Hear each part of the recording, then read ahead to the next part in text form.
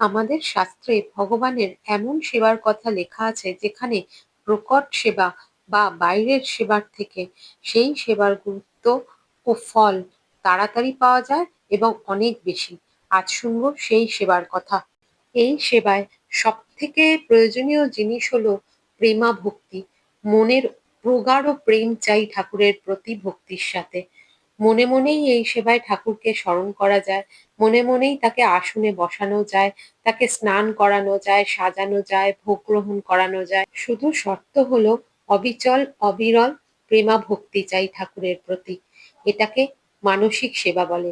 আর এই মানসিক সেবা খুব তীব্র ফল দেয়।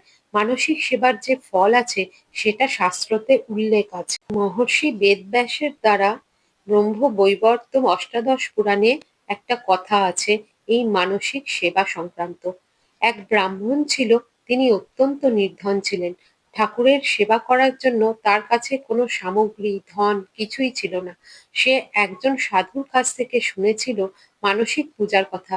সে যখনই সময় পায় তখনই সম্পূর্ণ আস্থা ও ভক্তিতে ডুবে গিয়ে সরল হৃদয়ে ঠাকুরের ধ্যান করত।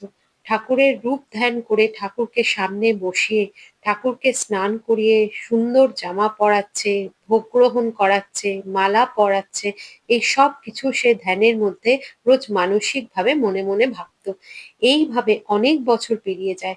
তার ধ্যান আর অভ্যাস এত গভীর হতে থাকে, এখন সে ঠাকুরকে স্পষ্ট রূপে দেখতে পায়।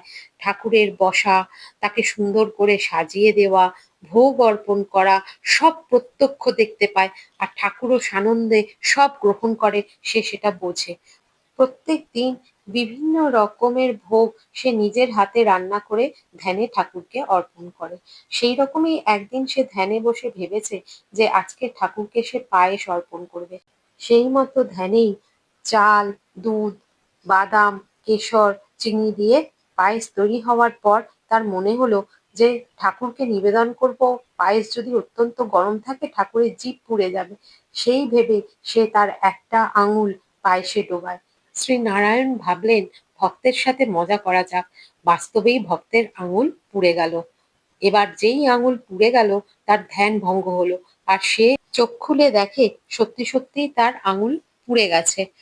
শ্রীনারায়ণ তাকে বৈকুণ্ঠে ডাকেন এবং মাতা লক্ষ্মীকে বলেন তার ভক্তকে জিজ্ঞেস করতে আঙুল কিভাবে পুড়েছে।